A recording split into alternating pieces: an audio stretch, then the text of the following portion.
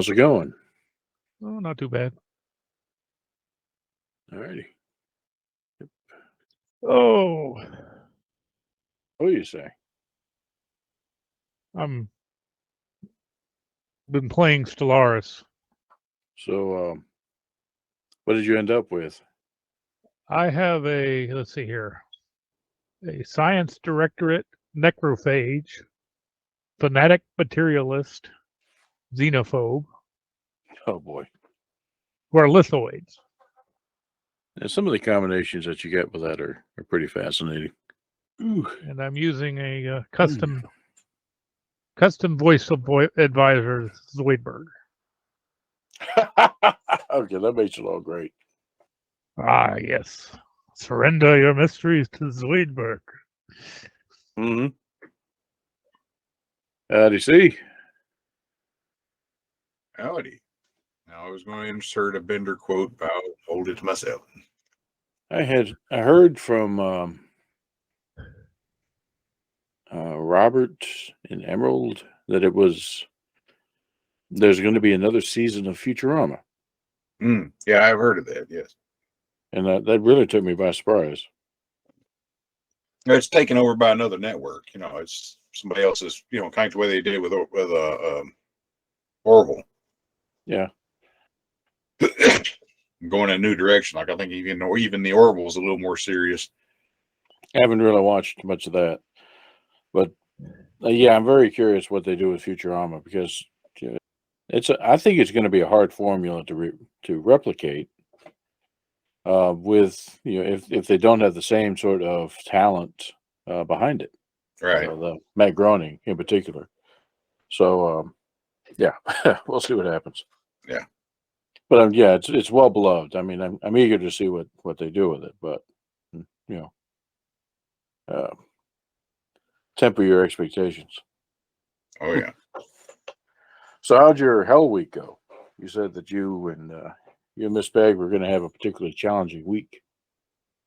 We survived it. We've got another one, which may even be a little more intense next week. Oh, geez. I'll make it through last in this. I should be able to coast just a little bit through the end of the month anyway. There you go. But this week involves another 2-day mission and 2 separate trips to Crossville. So yeah, it's putting a little rubber on the road there. Yeah, a little challenging.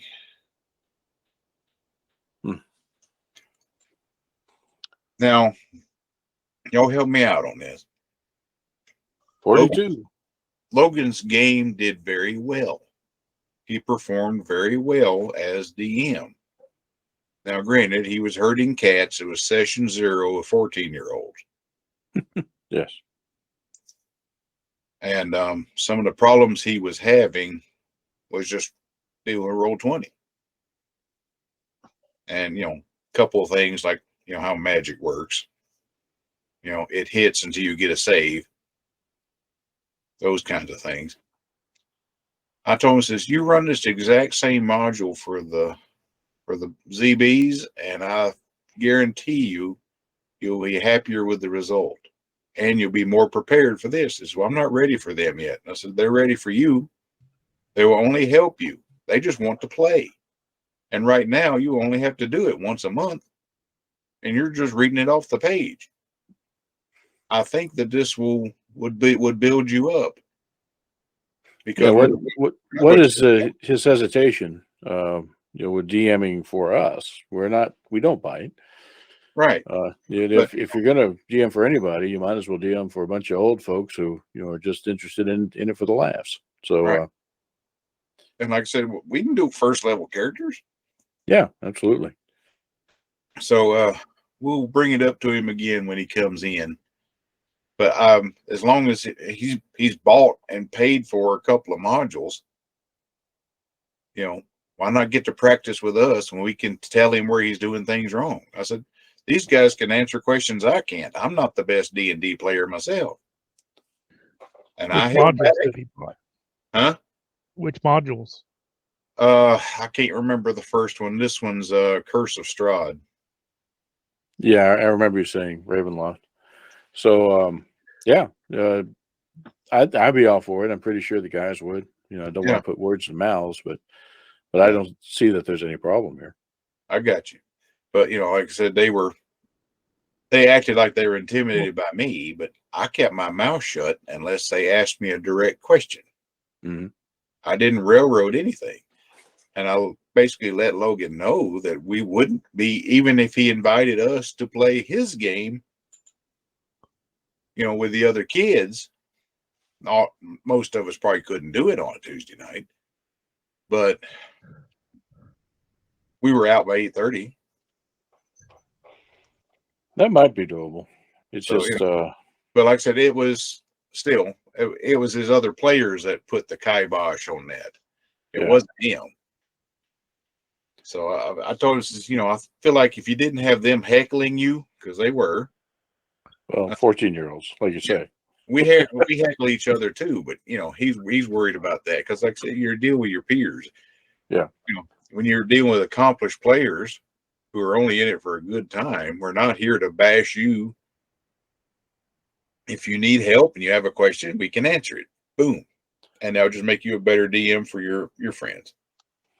Yeah, absolutely. And if he needs any reassurances, you know, we could perhaps compromise on just letting him do one game, and you know, letting him decide what he feels like at any point during the game. So it's I think he'd benefit from some mature players who, you know, really want to see him succeed. Because, you know, he knew the character sheet better than they did. You know, he was trying to get everybody to run through the character mancer real fast, and people were coming out with negative numbers and strange things, and he wasn't really able to tell them how to fix it. And he went back and fixed it for them. Mm-hmm. He did do that. But his manipulation of Roll20 was very good. He generated his own turn order and everything, and without any trouble. And there's just some of the diehard game mechanics he wasn't real sure of. He was trying to make the damage number for throwing magic to be the hit number. Anto says, no, that's what the DC's for. He has to roll a dodge acid splash and, you know, roll dexterity check to get away from it. And then that's his damage if he hits him. Oh, okay. But that was the only time I spoke up in correction. Mm-hmm. So, yeah, sounds good. Strahd, huh? Oh, boy. Let's see. Oh, we had one die in the first encounter. Yeah. He said, okay, you got to make past 3 death saves. And, you know, he kept rolling that. And boom, boom. We moved on to the next, you know, monster. Will he allow us to roll up 2 or 3 characters, you know, as we prepared for E's game here? Even though E, you know, your last game, you had every opportunity to kill off, I think, 3 of us. You know, when you had an ancient elder one pop up out of the lake. Mm-hmm. Yeah. And the thing instead is, he turned into baby talk into the whole thing. Yeah. Here's the thing. It's in the module. It's in the module that it has a split personality. Right. And every time you deal with it, you roll some dice, and on even, you get the childlike personality. And on odd, you get, I will devour your soul. You know. Mm. So somehow we got lucky, sort of. Yes, twice in a row. We got it's Jerry Lewis or Barry White, you know, one or the other. So we had Jerry Lewis the whole time. Yeah, I was about to say that encounter went very different than what I thought it would. Yeah. Either Elmo or Oscar. Yeah. Right. we were talking about losing characters quickly in campaigns while we have multiple characters in these game, and how the campaign that Logan was running, somebody died very quickly. It's just boom, boom, boom. Yeah, they failed all 3 of their death saves. I'm honestly shocked that the group hasn't murdered Brunner yet, just because of the simple fact he's playing the bagpipes every spare chance he gets. I think it's an affectation to be annoyed at the bagpipes. I mean, if you've heard my story, having spent time as a kid in Dunedin, Florida, with a pipe and drum corps. So I love bagpipes. Whether others complain about it, well, hey, you got to have something to complain about. So might as well be bagpipes, right? So there you go. Yeah. Besides, Bruner is the guy that gets turned into a giant T-Rex every once in a while and, goes on a happy rampage. So can't miss that. Of course you can't. Definitely something I was not expecting that game for sure. Like I get to do what now? Oh, okay. Yeah. Everybody do the dinosaur. Yeah. Go Godzilla. Yeah, we need to have the sound effect for that handy. Bark. Yeah. Yes, or you better. Yeah. What was it? And yes, they got me thinking about Skyrim, the sound effect. When the dragon shows up, roar. Instead, it was one out of the My Little Pony. What's her name? Help me out, E. Fluttershy. Yeah. Whatever. Yay. My favorite mod for that was the Macho Man Randy Savage dragons. Every time they would do a blast, it'd be like, oh yeah. And they actually modded one of them to look like Macho Man Randy Savage. Is the most cursed thing you'll ever watch, but it was just the funniest thing. I couldn't take it seriously. I had to take the mod off. Yeah, you can't unsee that. You can't unhear that. So yeah, no. Right. Let's see. Regulus. So we have Stephen is going to MIA on us tonight. Haven't heard from Neff, but Neff may wander in. If it was a nice day out where he's at, he may wander in late. Last time he mentioned that he'd actually went out for a walk. Went out for a jog. Oh yeah, even better. That's right. I'll ping Logan, make sure he's awake. We are playing Cyberpunk, right? Yes. Yeah. Okay. I hope so, because I hadn't played it. I hadn't prepped for Tomb of Annihilation. Yeah, and I haven't preferred Trek either. So yeah. We did. I know we did Trek last week. Yep. But everybody's had crazy schedules, the past few weeks, and it's everyone would be forgiven to say, hey, this week I just need to kind of pass on whatever GM duties I have. So I was thinking about that when you said that you were going to have a couple of hell weeks, and you were, we'll figure something out no matter what. I was afraid I was going to have a hell week, but my week actually went better and worse than I was expecting. I didn't have to work more than a couple hours today. Yay. And that was the good.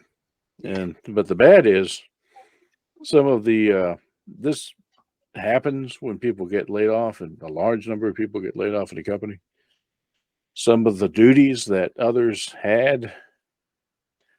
I had a meeting sometime this week and said, I like the way that he put it. So he calls me up and we have this little video chat, and he says, oh, Matt, hey, I need you to do me a favor. Would you take care of blah? And I'm like, oh my God, no. Yeah, just take care of that for a while until we figure out something more permanent, which is code for that's your job now. You're stuck with it. Oh my God. Yes, sir. I'll take care of blah. So that takes all my mornings now, which we're already occupied by doing other things. So fun stuff. Yeah, they can't quite make Pegg GM, so they just give him OG. Gee, can you do this? And gee, how about this? Yep. The reward for good work is more work, my friend. All right. Well, let me grab a drink while we're waiting on folks, and I'll be right back. Oh man. I was telling Matt I've been playing Stellaris today. That's a good game. Yes. Yeah, that's one of those that can go either way. You are a benevolent leader or a space tyrant. I'm not. Oh. Prefer the space tyrant. Well, let me see. My character, my race is a group of lithoid necrophages, which means one of the ways we grow our pops is that we take in the various slave races that we conquer and we drag them in every 10 years into a secret assembly hall that we put on our planets, and out pop our pops instead. There's And how that works with biologicals to lithoids, I don't know. Soylent Green is people.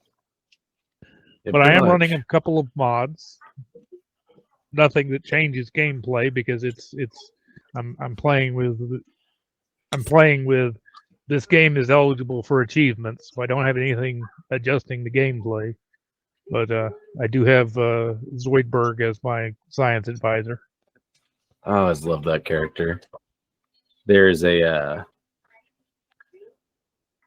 of them. The second one's pretty interesting, and they kind of made like a ambiguous one, but it's called Endless Space, which is kind of like this company's copying Stellaris, and it's pretty good. And there's two of them, but they made like one of the more like Civilization called Endless Legend, and in that game there's a race of disembodied knights. Their souls are trapped in their armor, and the only way they gain resources is by enslaving everyone and sucking out their life force. Oy vey. It's like, oh, that's a nice village. Eat up. Souls are back on the menu, boys. It's kind of like Larry. Yeah. I've enjoyed my quiet day to myself today. I've gotten quite a bit of model car work done. Oh, excellent. I know that's kind of almost a dream activity sometimes. Well, when Krista works days and the kids aren't in, I'm the only one here.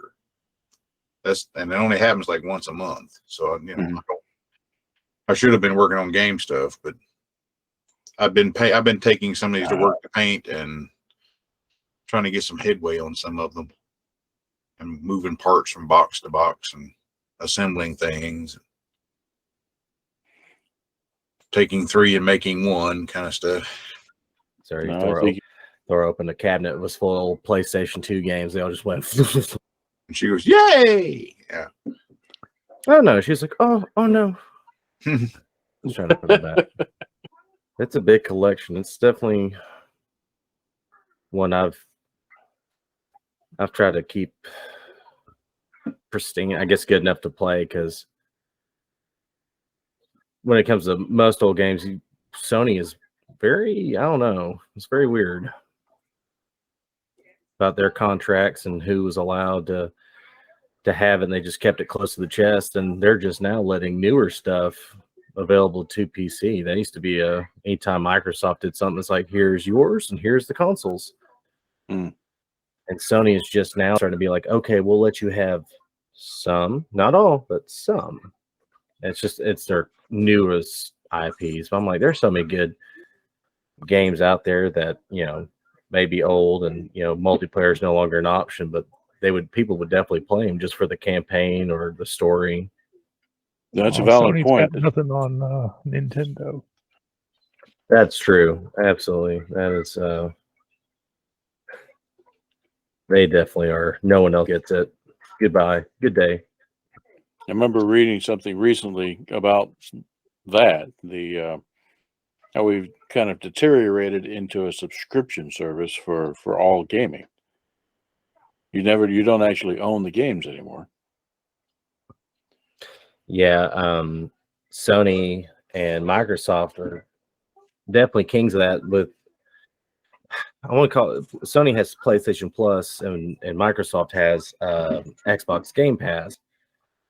So when it comes to the console wars, people always argue, oh, Sony doesn't charge for their online services, but Microsoft does. And Microsoft kind of pinned the subscription-based service with their online service. So it's like, if you only pay this small amount every month, you get all this library, and that's what tricked people into paying for that. And it's just like a library service. It's just, we'll have it and, oh, it's gone. Bye. Now you have to pay for it. But it's kind of shooting them in the foot, because they'll do brand new games coming out will come out on that rental service that they have. So it's almost like, well, I could spend $70 on a brand new game coming out, or wait, I'll just do that through that service I'm already paying for, and if I really like it, I'll pay for it then. But it's really cut down on their pre-order system, because that was always where they got all their money, was, hey, pre-order this game that you know nothing about, and when you get it, it's unfinished. We'll fix it after we launch it. Yeah, but I don't think they're really hurting. They replaced the pre-order revenue with subscription revenue, and they one of the draws of having the subscription is having essentially what used to be pre-order content, and they get the benefit of saying, well, it is what it is. We're fixing the bugs before we actually start selling it. So they wouldn't do it if they weren't making money, for sure. The marketers had that figured out. Speaking of gaming, let's see. So Elite Dangerous, you're probably aware they have this Thargoid war thing going on. The aliens are taking over the bubble. And I've tried a couple of times to get into it on the combat side and failed miserably. I'm just not really good at combat in Elite. I'm an explorer and a trader, and blowing things up, not so much. But I did discover a trick. As part of paying for our carrier for exploration, I had an NPC fighter pilot who, through all of those months of just being out there AFK blowing things up, ranked herself up to Elite.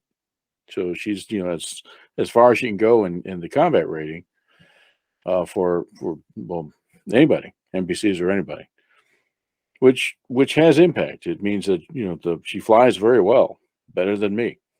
So there's a trend these days, and I tried it out today.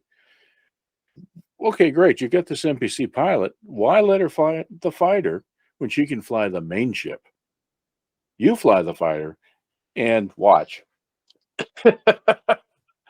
So I spent this week in my spare time putting together, won't mean anything, a Federal Corvette that just with a big honking ship with bristling with weapons and just an aggressive beast that I don't know a damn thing about flying. So I went into one of these combat zones and popped out in the fighter and ran, and she just wiped the wall with everything. It's like, hell yeah. All right. Make us look good, NPC. You have to make her a Pollock, I guess. Logan may be having technical difficulties. A message says it's sent. It never said it was delivered. So.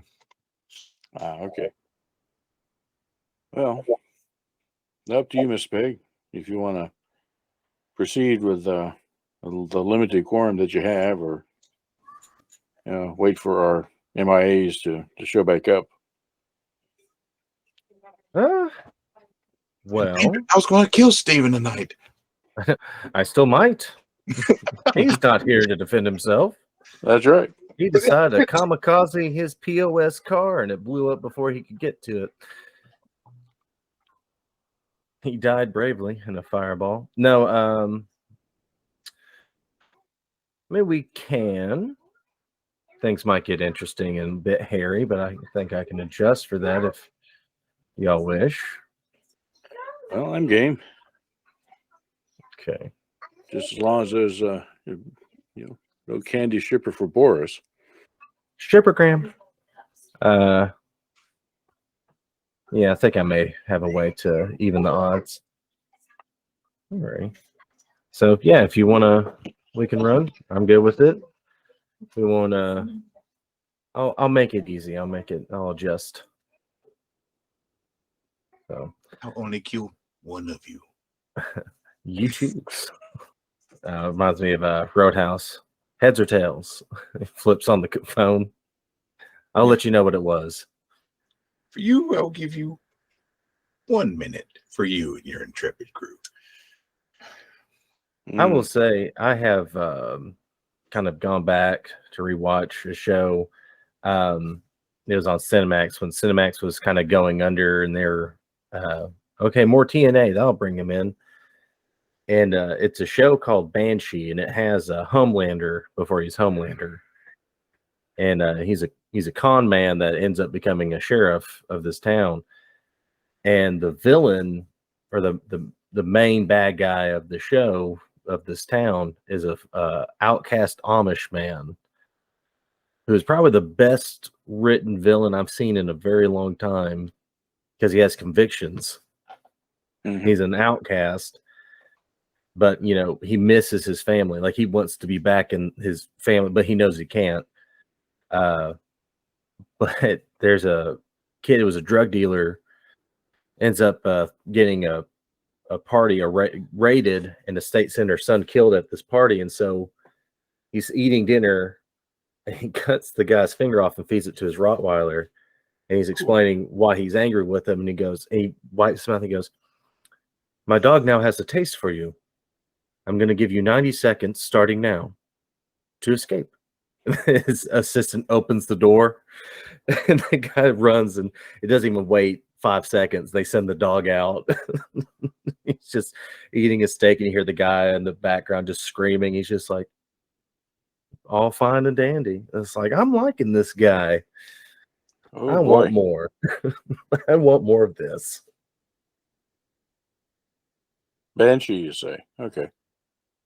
Yeah, it's definitely.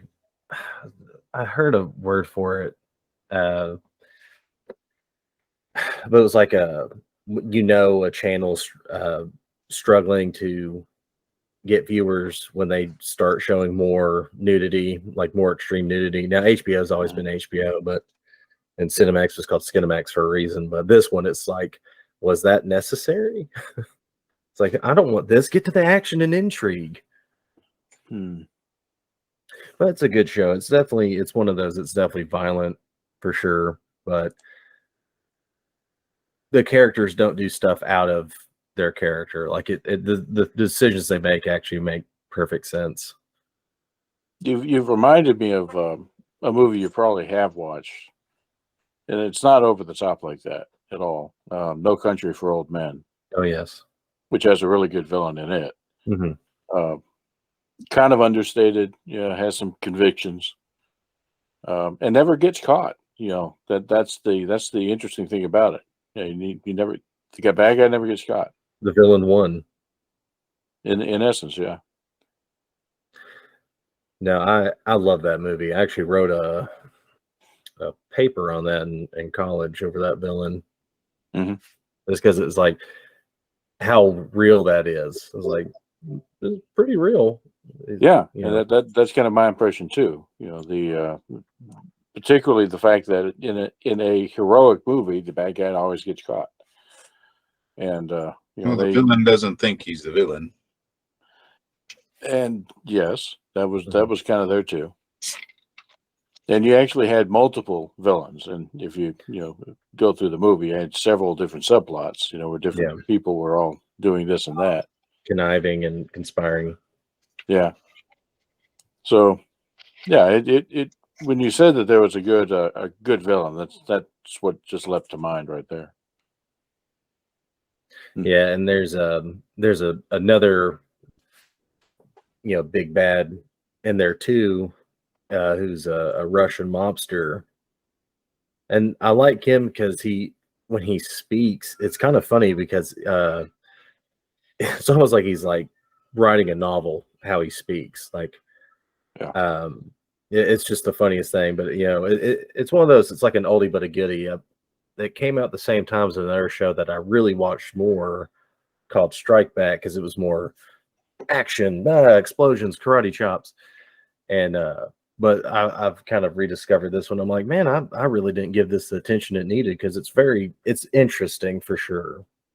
With everything they have, this whole town dynamic. I miss that. I miss well-written stories, like that, because these days we just get these boilerplate cookie cutter type movies. As you say, they're there to draw eyes and attention. Yeah, just rather look at the than to tell a flashing. good story. Yeah, look at the flashing lights. Or the explosions, or whatever. And J.J. Abrams said the best mystery box. yeah, What are you going to get here, mystery box? It's like, oh, that's how. It's been a while since it's a really good one like that. But and another good one actually was I caught most of the one that you recommended. Devotion. I haven't managed to sit through the whole thing yet, but so far, yeah, what I've seen is pretty good. It's a cool movie. Like I said, it's slow on the front end, but picks up toward the end. Way lots of them are. Mm-hmm. We the younger set last night when we were going through the new Picard. Mm-hmm. If you I watched Picard and essentially that. It was. I liked it. Yeah, we'll see where they go with it from here. But you see the game in it. Yeah, you sure can. But yeah, we'll see what they do. But there are a couple of scenes, particularly the stuff involving Captain Shaw. Yeah. Oh my God. How much of Cardozo was in him? Yeah, exactly. And I want one of those automatic phaser rifles. Holy crap! Damn. Yeah. Like an M50. Well, it's like it's almost like they lifted that from Star Trek Online. I don't think it's almost. I think they did. Yeah. Because they have that sort of heavy weapon thing going in Star Trek Online too. Yeah. And that's even what it sounds like. Yeah. Like a phaser minigun. Mm-hmm. But like those guys out there, would be battling heat because they wouldn't one every 3. Mm-hmm. Well, I just hope Trek has the escalation problem. First it's the planet under threat, then the system, then the quadrant, then the galaxy, then the universe. Okay, now what? So, they've pretty much threatened the universe more times than you can shake a stick at. Hopefully they don't do that again. It's enough to tell small stories as long as they're good. I mean, how many great movies or TV shows were based off a short story? Mm-hmm. I don't know. It's one of those things, like we're saying, it's this standardized way of writing film now and TV shows. It's like it has to have this and that, like checking all these boxes, and it almost seems now that people are too afraid to move outside of those constraints because they have no idea if they'll even be aired. It'd just be like, get this crap out of here, or whoever's publishing it will be like, okay, we can, but I want to make a few small changes. Just get rid of this, and add this, and completely changes it. But at the same time, like with Marvel, it's all the same thing. It's okay, hero finds out there's a new bad guy in town that all of a sudden just showed up, causing problems, and we're gonna have a CGI fight where there's nothing wrong that's going to happen to the bad guy. The bad guy will live to destroy themselves. The bad guy will never bloody their hands. Mm-hmm. And then it ends with a cliffhanger and the end credit scene. Pretty much. Hogan says he's in a situation where he can't get to the machine. Mom's on it. So he says he'll skip this week and play next. I told him that we would be happy to run for him, even if it's just for one time for practice. And he says he appreciates that, and we'll talk about it next week. Fair enough. Yeah, you really. Yeah, we. Oops, hold on. I need to. Okay, I guess I'll do that. I gotta get logged in. I told him, I says, well, if you can just keep up with the meeting, I can run your character sheet and stuff. He's just being monitored too much. Right. And I can understand that. I wanted to, since we're talking about good stories, and it's not a movie, but rather a series of books that I've been reading. Author that you may or may not have heard of, Alex Bledsoe. So the main character is a fellow by the name of Eddie LaCrosse, and without going into any great detail, it's a fantasy setting, kind of low fantasy, not a lot of magic, right? In fact, people don't really believe that there's magic out there yet. Every story involves something, almost very significant that would hint at the existence of it. And the guy is essentially a private eye, right? They call him a sword jockey, but essentially, that's what he does. He's got this office over a bar, and people show up, and hire him up to do this or that job. And they're great stories. They really are. And in terms of the realism, because he's not an over-the-top type hero, he doesn't always get the girl. He doesn't always win the fight. Yeah, they've been great. So that's, if you have opportunity to read, Alex Bledsoe, Eddie LaCrosse. Yeah, I've heard the name. Sorry, I was trying to find the book. There was a few books I read while in Poland. Look it up. It's written by Christopher Mora, and it's like there's a series of them. It's called the Fool series, and it's set in Europe, kind of around Renaissance. And there's 3 of them. One's called Fool. The second's called The Serpent of Venice, and the third is Shakespeare for Squirrels. And when you read the books, you told me there. Yeah. So, but when you read the books, you can tell where the author's pulling his inspiration from. But it follows a fool, from a court, and all just how he finds himself in all these political plots. And there's a narrator, but the joke is everyone sees him. It's just some random guy doing the narration. And they're like, "I see you. You get back here." And he's like, it's like he runs off. Like, "You get back here right now." I love it. Okay, well, actually, yeah, it's on Audible. It's an audiobook form, so I'll go ahead and add it to my wish list. I'm going to get that.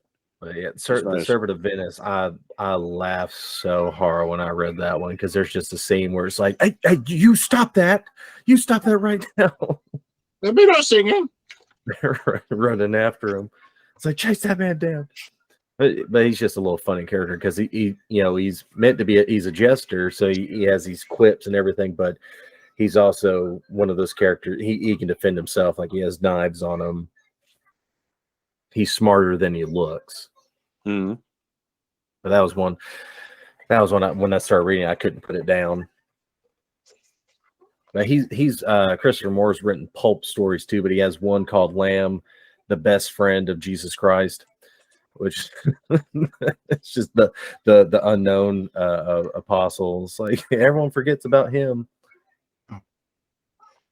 I'm sure Jesus had a dog. He just forgot to mention it. But yeah, Christopher, that's definitely an author I recommend to people. So you want to read something that's just hilarious, but very well thought out. It's like, bam, right there. Oh, good. That's perfect. I forget what I'm reading now, and that's a bad sign, right? So I guess I needed something. Actually, they've been on my shelf forever, and I've just now cracked one of them open. But it's the old Trek novels, the Eugenics War, the Rise and Fall of Khan Noonien Singh. Yeah, I've lost my set of those. There's 2 of them. Mm-hmm. Feral Animals. What's the rating? Oh my God. Mm. You'll get a kick out of this. So it's the story is it's an apocalyptic ending to civilization. Basically, all humans are dead. Mm-hmm. The only thing left are animals that basically are awakened, right? Yeah. And the funny thing is that the lead character is a crow who was raised by a redneck in Seattle, Washington.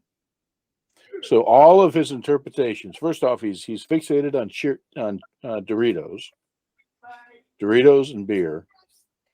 All of his interpretations, and he's the most cheerful, happy crow, but he just has he talks like a redneck and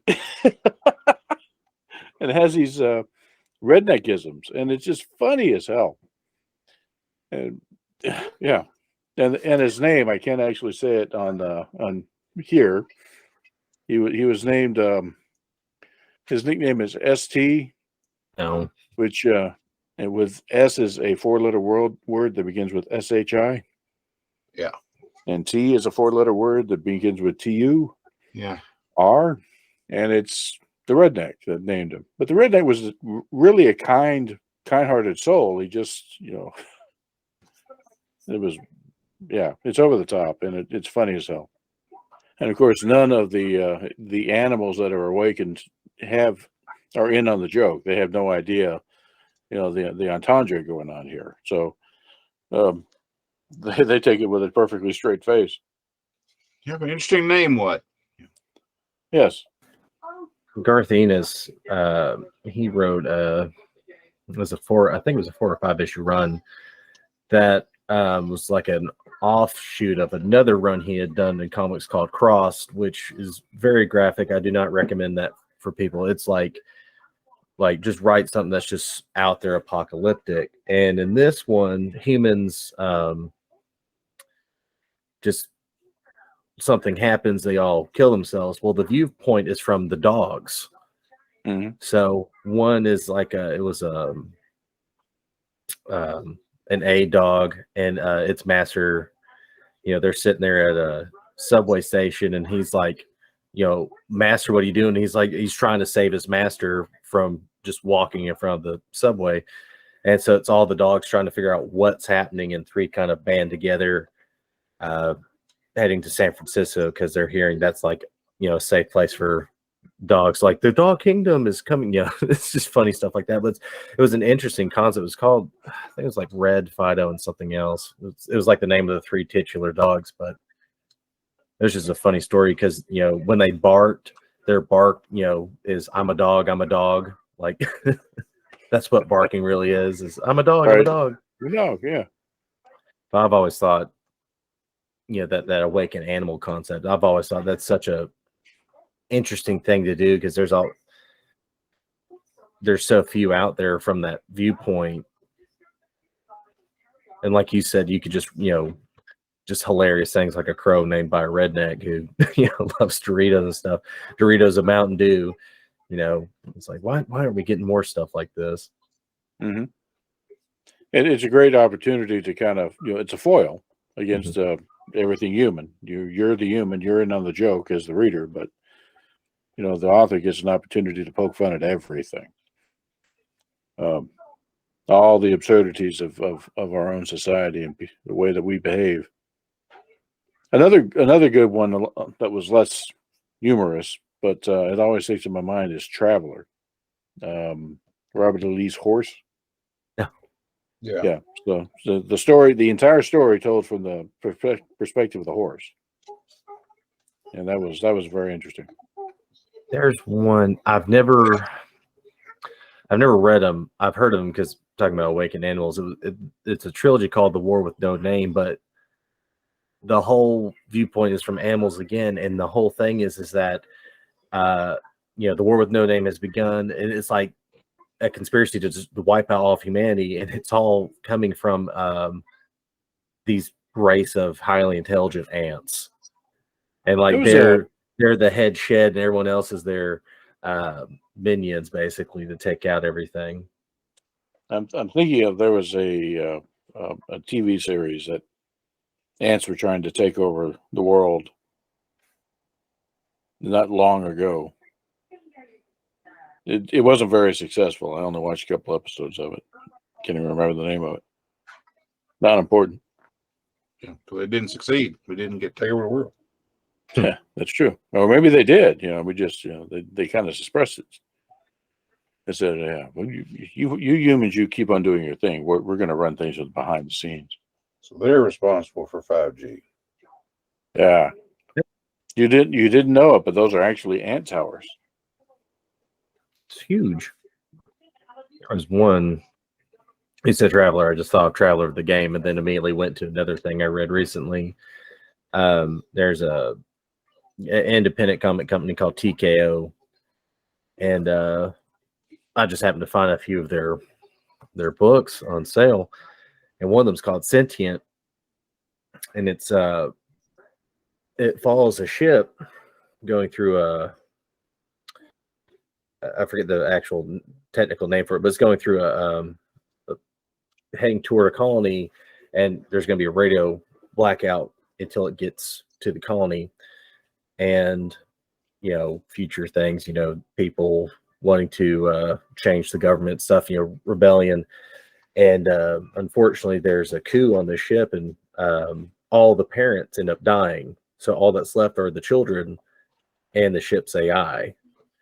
And it's following the ship's AI being a mother trying to take care of everyone and teaching the kids how to work the ship, fly, fix stuff. And so they're going to make an actual television show based on that series called Mother. But I've heard of that. It's really good. It was like one of those at the end, like you're just like, oh, it was very good at hitting that emotional spot with it, because because all you think is, oh, it's just a ship AI. It doesn't really know feelings, but at the end you can tell with its programming, it really was a mother of these kids and cared. So that was one that really struck me as like, a concept that hasn't really been done often. It was really good. I recommend that one, Sentient by TKO. Yeah, normally when you have the AI that's in control, it's the evil AI that's in control. Yeah. I talk about the evils of that sort of thing. And there certainly are dangers, but then again, every once in a while, I don't know.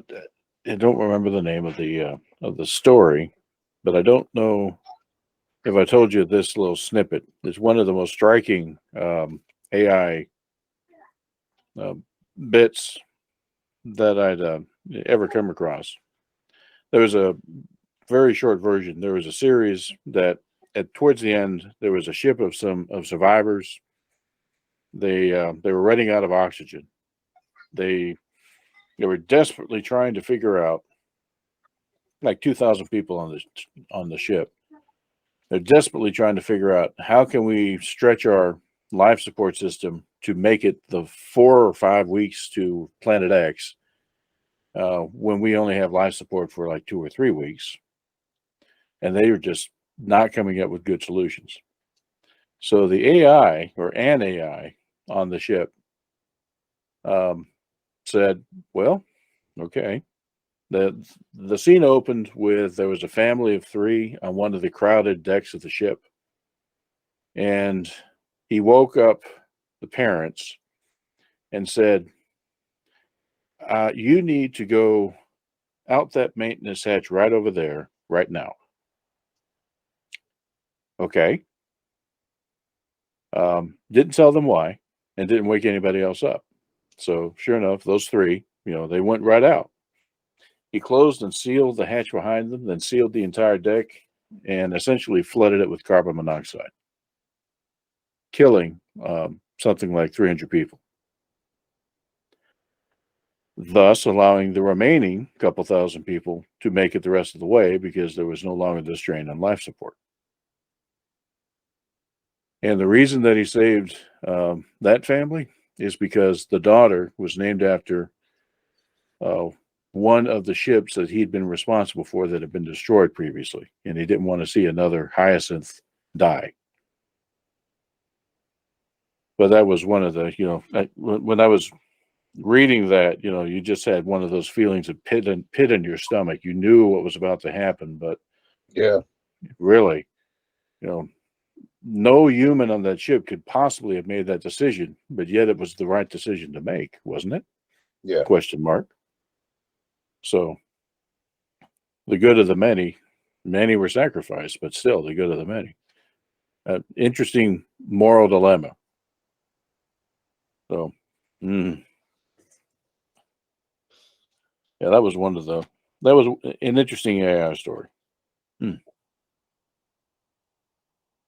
Well, we've chatted about books and movies and such for a while. Do we still have time to do anything with the game, or do you just want to kind of cruise? I mean, we can do a little short run. It won't take long. Just depends on some people's roles. No. We're doomed. What I'll do is I'll end it. They have developed a wonderful tool. Little pen that replicates Chrome very well. So you can come out with the. Yeah, okay. It's probably easier to see on the front trim on the windshield.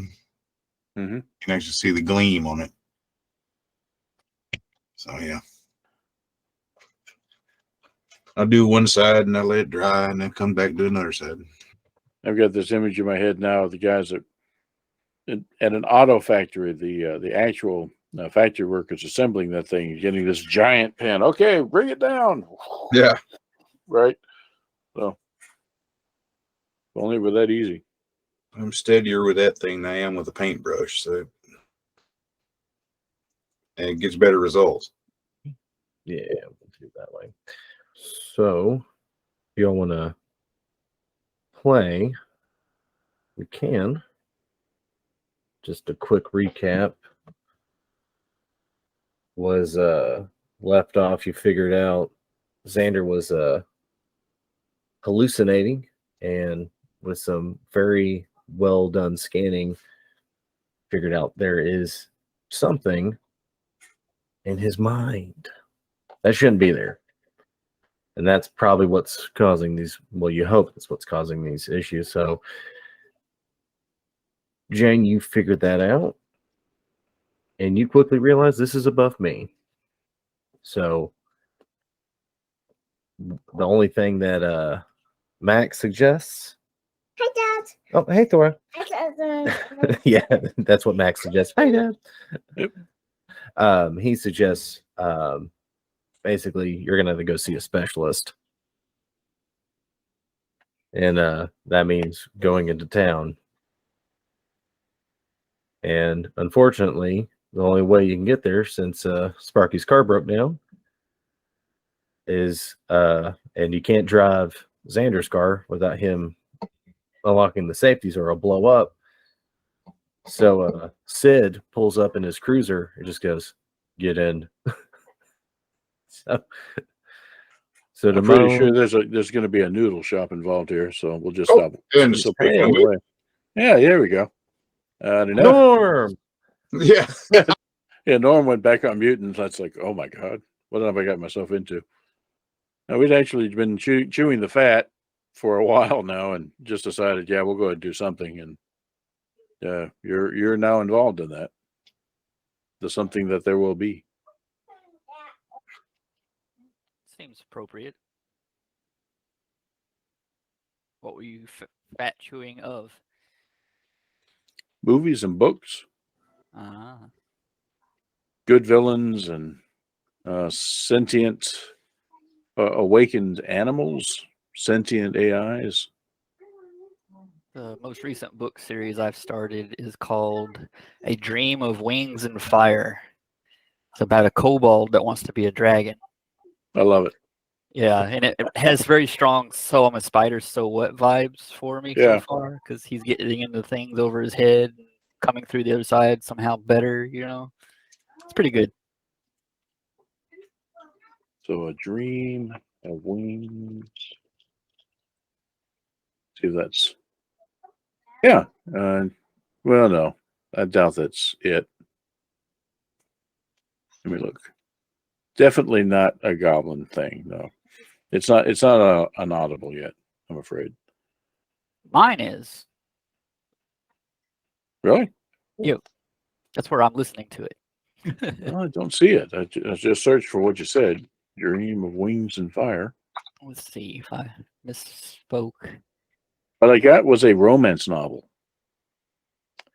Dream don't of think Wings and Flame. Sorry, not fire. Flame. I okay, guess there's no, a big no. difference between the two. I and what guess. genre you land in. Yeah, Fabio. Oh yeah, that's better. Okay, here we go. Yes, that looks much more appropriate. Well, there's nothing All wrong right. with occasional romance, but that's not what I'm talking about here. Yeah, no. Okay, cool. Hey, I knew a romance where a donkey and a dragon once. Add to list. All right, I'm good. After this discussion this evening, I suddenly have a really big list of prospective books to read. So, which is great because I always like having new stuff to read.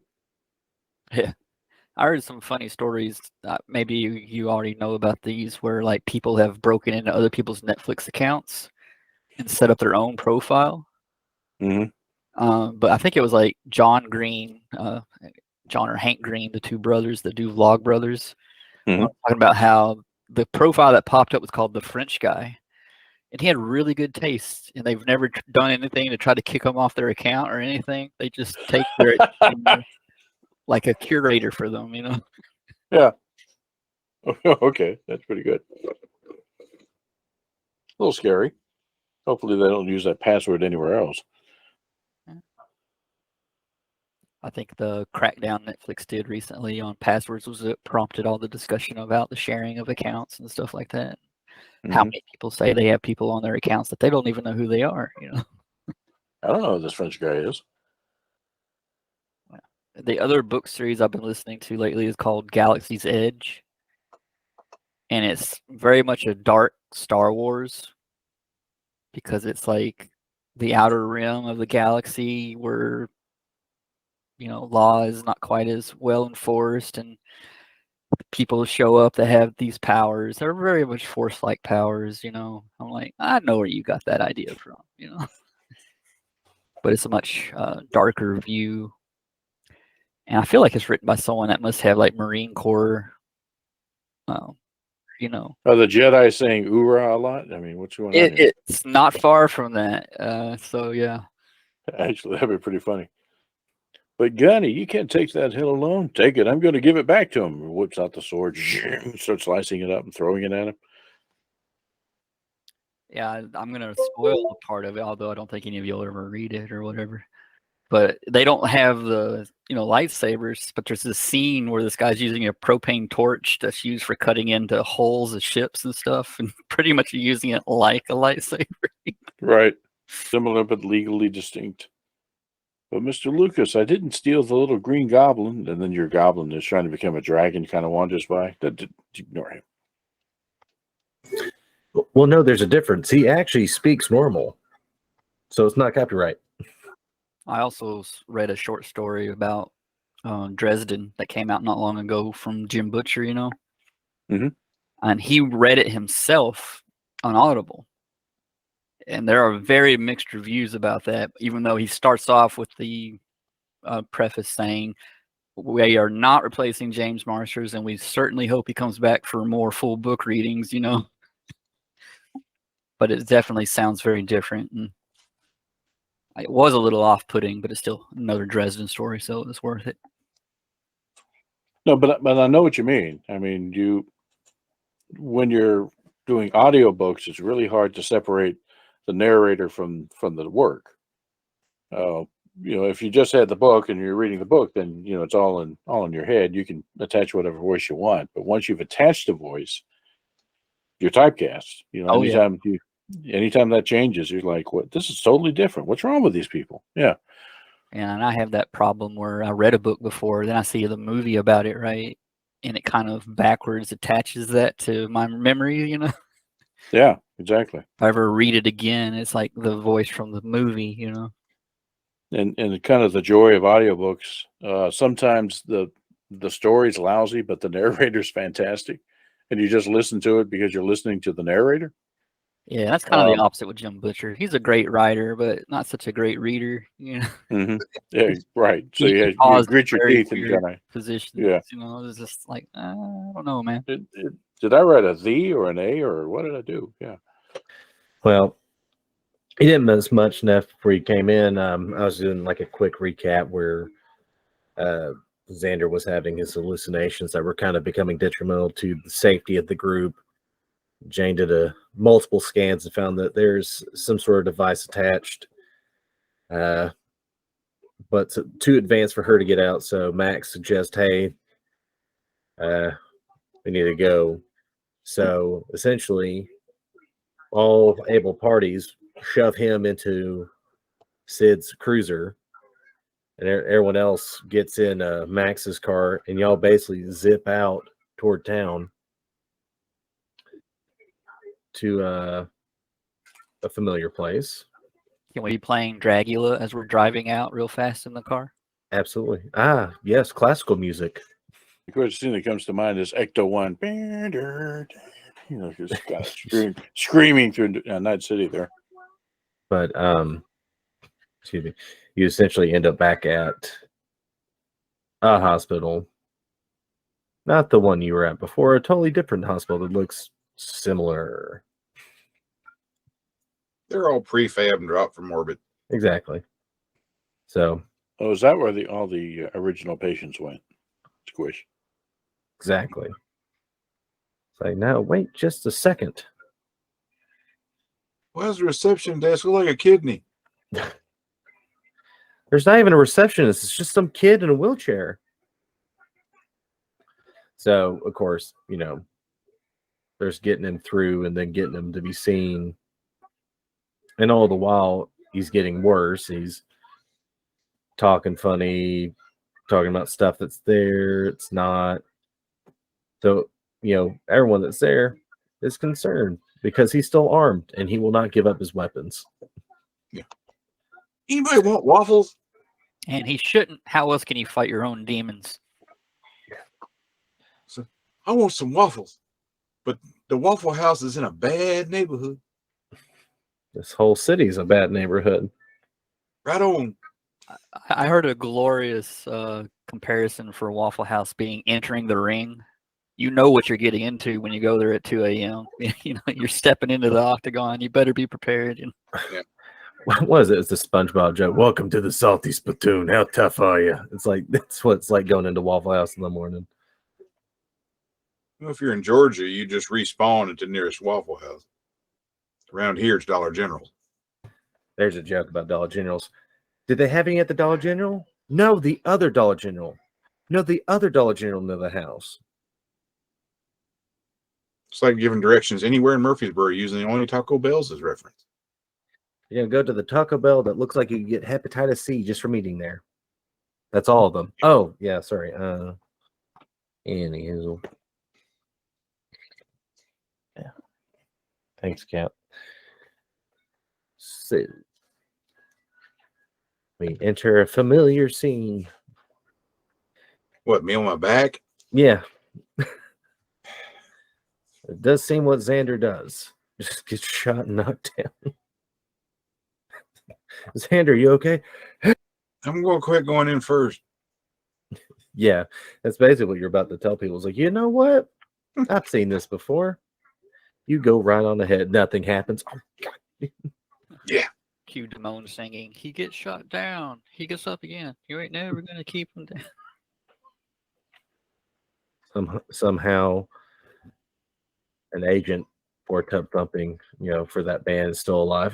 Copyright. That's what it seems for everything on YouTube. So there's someone somewhere, somehow, wants that little 50-cent gratuity.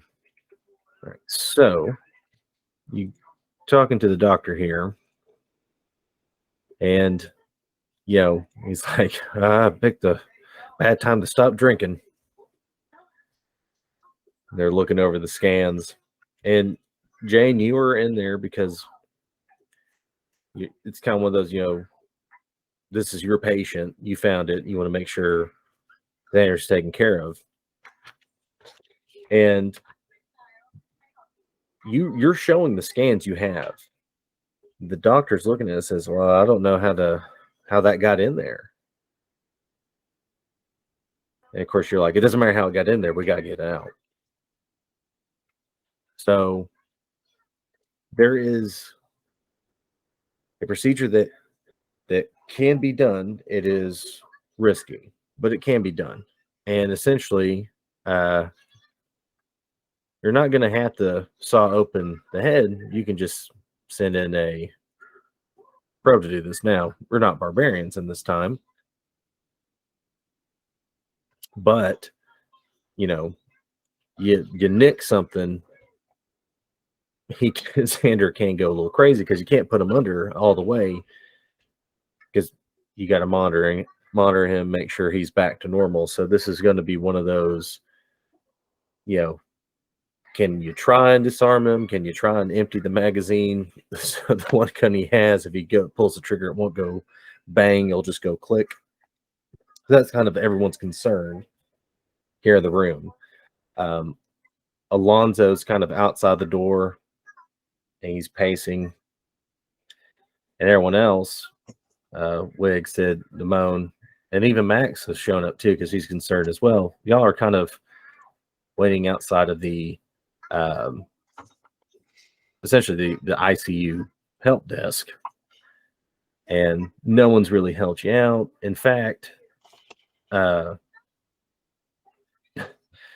Max is actually mad.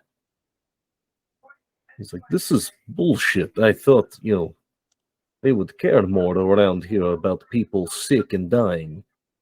But then again, everybody in Night City is sick and dying. They care more about the money. Mm-hmm. It's like, I have money. I've been giving them money, but no one will help. I'm going to go to the cantina. I might buy something. I might burn this place to the ground. I'll decide what snacks they have. And he walks off. Well, we'll let him. I mean, he's done his bit by getting us in the door. If nobody stops me, gonna wander on down to where Alonzo is. Hey, man, what's the word? So Alonzo kind of just shrugs his shoulders because he hasn't walked in there. He's kind of been watching the door, and there have been people coming in and out. You have nurses and doctors, and occasionally you'll have a random person from a trauma team come walking through. Are there like windows on this door? Yes, the door is see-through. Okay, we'll go up there, kind of rap on the window, try to get Jane's attention. Yes. What the hell's going on? I mean, Max is like this far, 2 shots and burning the place down. I don't know that we're any better. Well, right now we're trying to figure out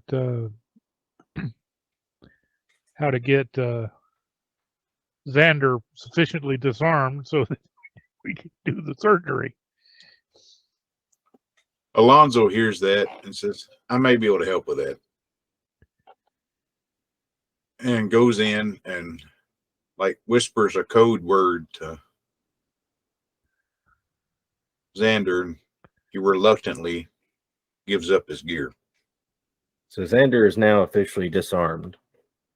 He's no longer a threat, which is good because you see a smoking man in the corner. Yeah. And he'll say to us, now you show up, chicken shit. The doctor's like, I've been here the whole time. Not you, chicken shit. The other chicken shit in the corner. That one. And he looks, he's like, This is why we need to get the thing out of his head. and the doctor's like, agreed. 2 more of these and I'll be steady enough to do it. So essentially now assistants come running in and they're bringing equipment, bringing a table, and he goes, okay, Xander, this is going to hurt Life a does. lot. It's Life like, does. yeah, you say that now. The only thing I ask is that you try and stay conscious as long as possible, because I might not be able to resuscitate you in time when things go awry. It's like, And he looks at Jane and goes, well, you can help. Help me basically keep him alive. So every now and then kind of check his vitals and, if necessary, pump him with adrenaline. He just cracks his fingers, goes, okay, let's do this. And he basically just kind of starts shoving in a device in his head. At this point, Xander, you feel extreme pain, discomfort, and I'm going to make you roll a concentration check. All right. Should be under awareness, the awareness stabbing skills. Got you. I'm just trying to find the right one. Oy. Okay. Perfect. So, Jane, you see Xander immediately kind of start freaking out. He's thrashing and goes, get off me. I got to get out of here. They're after me. He starts speaking in tongues, basically. He's just going schizo on you. And of course, the doctor is saying this too. And he's like, you know, sedate him if you gotta, you gotta keep him calm. All right. So, you know, with that, Xander, you kind of calm down a bit. His vitals kind of start getting back in normal ranges, and the doctor keeps going. So back at the top to Sid and Wig's surprise, Max comes back without arson equipment, and he goes, so things just got complicated. Someone is paying us a visit, and they're paying it real soon. How many guns do we have in this building? And of course, Sid just pulls out, you know, his shotgun, just racks it. All we need. Yeah, he's like, I have truth and I have justice right here. Patting his sidearm. So that was Betty and Veronica. Those are at home. And basically just says, you know, Max says, well, you watch the front door, and if you have friends, call them. Things are going to get complicated. And he sees Damone and Alonzo, and he kind of goes, he runs down there and goes, my friends, good news. We have been discovered, and we have company arriving, and they are very pissed off. It's funny to me, Max, how news like that puts you in a good mood. Well, I have a lot of pent-up aggression and rage, and I get to take it out on unwitting bastards trying to kill me. It's a great day. Are they out of their mind attacking a hospital? You know, you've got TAC here. You've got... Seriously? Here? Oh, yes. They hate us, and they do not care who gets caught in the crossfire to kill us. It is a great day. Oh, man. Okay. And you see him, he actually has a gun in his hand while he's talking. He has this big, massive hand cannon in his hand. And he's like, it's a great day. We'll watch the door. Yeah. You kind of glance over at Alonzo and shrug and look in through the window. They're busy, but I still tap on the window. Tap, tap, tap. And I wave my gun. And the doctor in there doesn't even notice because he's just like... I wave back because I'm busy. Okay. They're all like scrubbed up and everything, right? So Yeah, we're not breaking in there. Yeah, they're oblivious. Okay. Man, I thought this was turning out to be a great Tuesday. It will be the greatest Tuesday of the week. Until next Tuesday, and then we shall see. Fair enough. And you see him kind of walk off, and he kind of comes back and goes, kill any who get past me. And he just kind of salutes and walks back over here, and gun in hand, just in front of everyone. There's doctors and nurses kind of like shying away from him. Yeah, mentioning to Alonzo, I thought they had a lot better security in places like this. Everybody's packing in Night City. So, you say that roll a perception Well, Alonzo, and Damone. Yeah, what's that under? That should be under awareness. Yeah, the awareness tab. Oh, okay. Yeah, there we go. Oh, yeah. Okay. Well, you notice that, some of these trauma team members all of a sudden just start leaving. You have no idea if that's for work or, they got called to a place, but, trauma team members, if none of your characters ever seen one, are pretty much the best of the best to offer in forms of mercenary work, because essentially if someone has a trauma team subscription, talking about subscriptions, if they start coding or dying, they're immediately dispatched to save them, whether that means killing a bunch of gangers in the process means nothing to them as long as they can save their patient. They are heavily armed and armored, and they just up and leave. Great. Wait, you said there are like nurses and such walking Mhm. past. Just step in front of one of the nurses and said, "Where are all the trauma team guys going?" And the nurse you find is actually trying to, as the agent in their hand, they're trying to call someone up. They're like, I don't know. Hey, okay, calm down. Get everybody on this floor and get them out of sight. Get them in a room, out of the hallway. There's about to be some gunfire in here, so seriously, get out of the way.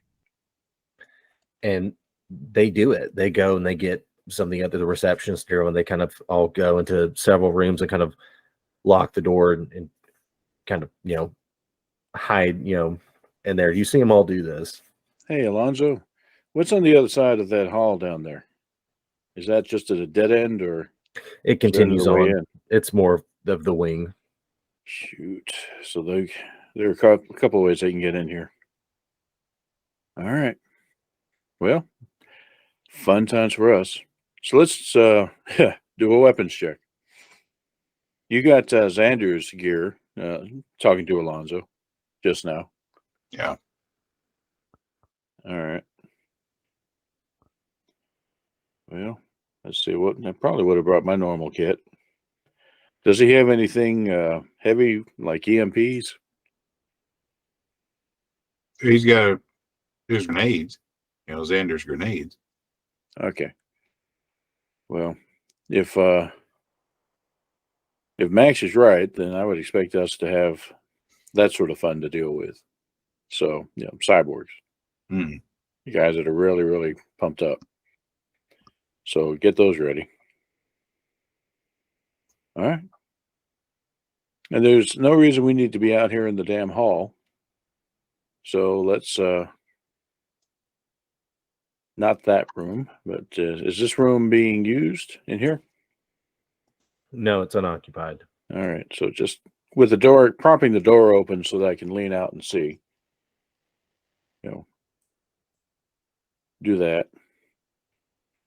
Alonzo probably wants to cover from the other direction. Yeah, I'll put him over here. And then Sid and Max can just stand there like targets.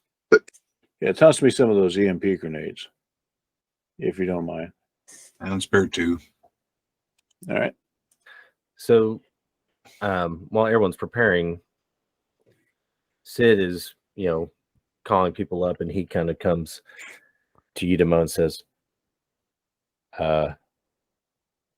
all chatter is quiet, talking about sending backup here. Have a non-emergency code set for this location. Well, somebody really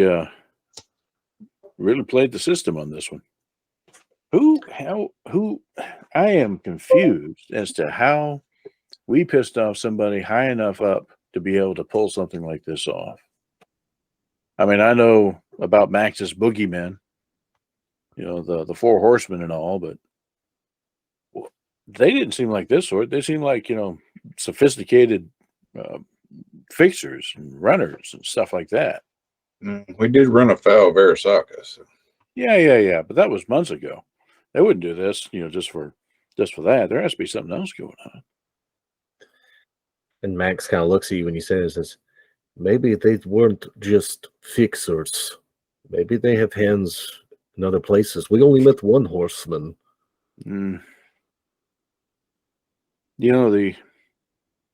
We came into town that one time, took out that net runner as they were trying to clean up their mess. Can we get a hold of Jammer? And he does. He says, yes. And he immediately calls up Jammer. Well, explain the situation to Jammer, and what do you make of all this? And have you had any luck cracking what we brought back? Our lives might depend on it. So, Jammer, it's that almost that computer voice again. It's like, I've also been going over the paperwork that you had found in that bank vault, and they're connected. It seems when Arasaka fell, there is a contingency plan to ensure Arasaka's survival and keep the other corpse from essentially picking the corpse.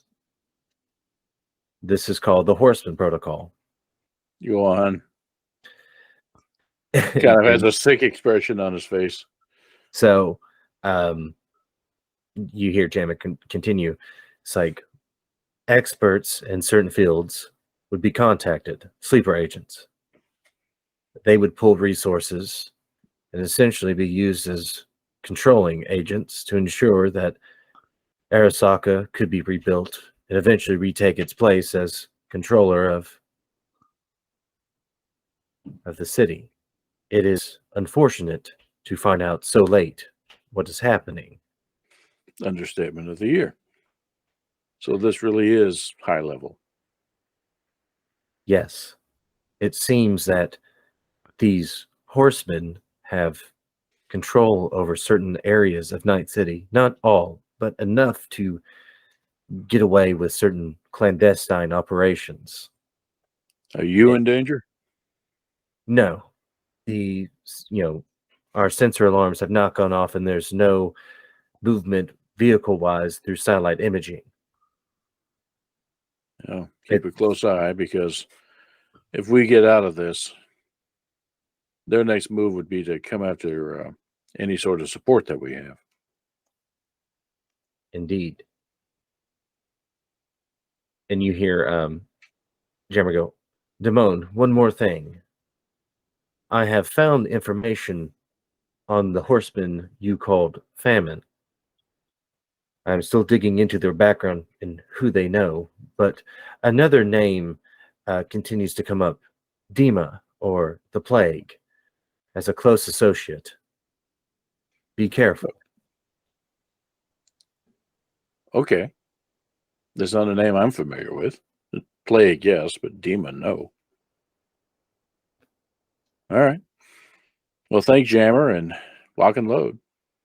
So we ain't leaving until they're done with Xander in there, or they're done with us, one way or the other. So you see Sid's there's kind of like a main door right here, and there's actually some elevators over here off screen. And he kind of staring at them, and he's looking at he's got like a tack pad on his arm. And you see him kind of look, and he kind of comes over and he goes, security cameras have pulled up vehicles pulling up in the parking garage. I'm sure we'll be seeing some fun soon. Max, Sid, you really want to be standing out there in the highway? It's like, no, I was just standing here until I knew that there was a threat in the building. Yeah, I think we've established that now. So everyone's taking positions. Back to surgery. Xander, give me a concentration. All right. Come on, where'd it go? My concentration ain't the best in the world. Okay, so You start freaking out again. Not as bad as you did before. Mm. But you're definitely talking about some nonsense. Jane, his vitals are still normal. I could go for a crystal. Well, and you're just blabbling. You're talking all the while your nogging's being rammed by basically a mini claw game. You just hear the doctor just going, fucking shit, God. Mm. For people not in the room, they don't know any more than what's happening. But the Jane are like, good God, I don't believe this man's ever been to medical school. Knoxville, Tennessee School of Faith Healing. I got some crystals. Crystal meth, but it works. So at this Part of point, what things to do with Sudafed. Crystals. This man needs poisonous snakes now. Yeah. throwing leeches on him. I heard this helps get rid of the bad blood. So at this point, everyone in the hallway hears the haunting ding of the elevator. And you hear the door slide open. Everyone's tense. Everyone's holding their breath. Room service? You hear the door close. Everyone's just waiting. You hear the strange sound like ring, ring, ring. And all of a sudden coming around the corner, you see this guy. This man in a wheelchair rolling along. So it is Ironsides. He comes down. And he sees, Sid immediately comes out. It's like, freeze. I am the slaw. Stop your vehicle, license and registration. There we go. That's it. That's the ticket right there. As he's writing a ticket, yeah. You have a license to operate this vehicle? You're traveling 5 miles per hour in the 3 miles per hour zone. Speeding. I hate speeders. Hey, No Sid, belt, no shoulder belt. just get him out of the way, man, and make sure he doesn't have a bomb or something straight to him. When you say that, Sid kind of nods. He looks good to me. Move along, citizen. These aren't the gangsters we're looking for. Move along. Hey, buddy, get it in a room, will you? Right now. You see him wheel down. He's like, getting what? I grab him, get him in here. Get in the room, man. Just out of the way. Whew. So when you grab him, he goes, man, why are you grabbing me? Get off. I'm good for it. Jeez. I just don't want you to get in the middle of that crap that's going to come down on top of us here in a minute. It's like, and then all of a sudden he just goes, oh, it's already here. I knew it. Damn it. Damn you, Sid. He looked good to me. He looked trustworthy. A standard model citizen of this great city. Well, you just whack me up the head with a Colt. Immediately gets out of the wheelchair. It's a miracle. Yeah, this guy pulls a piece on you and shoots. Yeah, well, he hits. I'm standing there. Mm-hmm. I don't think I'm going to dodge. No, I'm not dodging. I was holding onto the damn chair. So, yeah. Yeah, that's your next attack is you get to hit him with the chair. Yeah. Oh, I got something better. Tend to be a cripple. I'm a cripple you for real. So, yeah, whack. Ow. Sid's like, are you saying that handicap placard is a fake? I hate frauds. Yeah. Now all I can think of is Family Guy. You're a big fat phony. You see the two red glowing eyes behind the mask Sid's wearing. Yeah. Yeah. You dare abuse a system designed to help those who need it most? I hate that. So you can go ahead and react to him, Matt. He shot you. You can get a quick one back at him. Hit him in the head with a bat. All right. So he's going to take it too because he's not expecting that. And he gets the little zappy bit too. Yeah. So, okay. Yeah, that Pretty good. Pretty good. zap. Now we're going to do this. And now we roll for initiative. And that guy you just waxed bloodied.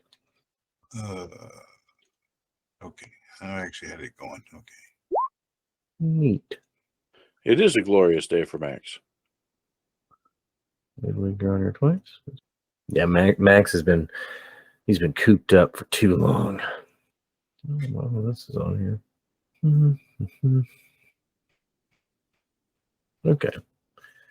So we're gonna start with Max. So Max hears the shot, sees you whack a guy, and he's actually gonna come in there. And he is actually gonna shoot. There it is. That guy will attempt to dodge. Let's see. Aha. So, Damone, you watch Max casually walk in, just slow motion, blow this guy's head off. He just cranium. He makes a cavity instantly. Head's gone. And Max is going, "It is a great day indeed." And I'm right behind him, so I've got the splatter all over my what used to be stylish jacket and hat. Max goes, "Oh, sorry. I know a good dry cleaner. He'll take care of that." No, I'm not into the tie-dye sort of style here, Max. It's retro. Hey. Does this guy have any comms on him? So when you search his body, yes, he's got comms. Okay, look it up. What are they saying? Okay. So you're hearing, contact initiate, attack teams, move. It's very organized sounding. It's not like, Bob, where you at? yeah, this sounds very professional. It's not like gangsters or, street gang people. This seems like mercenaries. And I relay that to the group. They said attack teams, and they're on the move. Which will lead us to... And one other thing that you hear on there is that, they keep saying VIP on the ground. VIP on the ground. You keep hearing that. You don't hear a name, but you just keep hearing VIP on the ground, section, whatever, gobbledygook to you because you have no idea what they're meaning by sectors. Who's VI and why do they want him to pee on the ground? It seems these mercs. Yeah, I know it. In a hospital, no less. That's pretty seriously. Night City's bad enough. We don't have to have people peeing on the streets. I'm thinking back to what Jammer said. It's all urine pee-pee. Dina, wasn't it? Yes, Dima. Well, we got everything that we needed from the radio chatter. So I key up and, hey guys, this is your contact speaking. Would you put Dima on the line, please? And so you hear people go, comms Switch compromised. your channels. Yeah. Switch your channels. Yeah. But leave one on for me so we can talk, okay? So you hear it's a very distorted sounding voice. But you hear someone, it sounds like they're talking through a respirator. Someone asked for me? Like Bane. Yes, indeed, Plague. How are you doing today? I'm doing good, but I cannot say how you will be doing later. Yeah, well, there's always a risk. Life is risk, but what is life without risk, right? Indeed. I'm not going to insult your intelligence or anything about asking about if there's other way out of this. I just want to know, the reason that you guys were mobilized, you don't need that anymore. Arasaka's doing fine. So what the hell are you up to? Why are you after us? What do we matter? We're small fry. We're nothing. You know too much, and that is enough to raise the suspicions of Arasaka to have you eliminated. And I must do as I'm ordered to do. Of course, of course. Well, come on down. We're on. I tell them where we're at. Floor 3. You already knew that, but yeah, we'll see you here in a minute. Yes, you will. And the line goes dead. Max, so these guys are rogue. They were supposed to be working for Arasaka, but not. They're doing their own damn thing. And Max is actually, brushing skull and bone off him too from the merc and goes, that is what I feared the most, that these power players put in charge while Arasaka slept. There has to be some contingency, something that would hold them in place. Yeah, but only Arasaka knows what that is. Mayhaps there's a way I can get Arasaka to stop this, or at least start a parlay. And you see him press a button on his compad on his arm. He just presses a button. He goes, "We shall see." Yeah, good luck with that. And then line up back down the hall. Okay, so Alonzo. Basically, you watch Max go in a room and you heard the most deafening bang. Yeah. I guess for him to use Xander's rifle, I'll just switch characters for that. Yeah, that's fine. Crystals was closed. Okay. That's weird. Thank you, darling. Next best thing. That works. Thank you, darling. Hi, guys. Howdy. Hey, Well, I don't have any targets, so I'm just going to hold my guard, I guess. okay. Yeah, you don't have any targets in the hall, and Sid kind of does the same thing. Damone, you want to do move, relocate? So you have the one dead merc confirmed. You have no idea if there's anyone else in the hall you haven't seen or heard anything. Oh, sorry, I was muted. Right. Well, Max is on the phone, looks like, so I want to guard him. So I'll just stand pat. Cool. Hey, Max. Just in the odd case that guy that has a bomb or something in that chair that we don't know about. Yeah, maybe. Hold on. Let's relocate him. Max actually just goes, hold on. And he opens the door and he takes a wheelchair and just chucks it down the hall and says, "What a good shit." Okay, thank you, man. And then, yeah, I'm going to stand pat and make sure Max can make his call because that may be the thing that saves us. Okay. So, Jane, let's get a... let's just do a quick medical check on Xander, just see how he's doing. A vital check. All right, yeah. So, they're as steady as one could be healthy-wise. He doesn't seem to be coding or anything, so he's looking good. Okay, this one. Okay, so this merc, come here. All right, Ludwig, are you hitting on the receptionist? I'm making sure she feels safe and protected. How dare you impugn my character? Does she look like interested? She's that typical, like, oh, this never happens here. I'm so scared. She's wearing a Schlitz and Glam t-shirt. Yeah, I don't want to die. Don't worry, that won't happen while I'm here. But yeah, he's waiting inside the door there with his very heavy pistol. Okay. Gleam in his eye, hoping for a chance to shoot people again. Then, the Ludwig goes, well, you know what they say, Schlitz happens. Yeah. That person. Let's say right about there. Okay, Xander, do a concentration check for me. All right. Hey, you're doing good. You're starting to have some clarity clear. Starting to respond to treatment. Yeah, things are looking good for you. The doc goes, oh, thank God. And you hear him say that. You're like, wait, what? And say, oh, nothing. Don't mind me.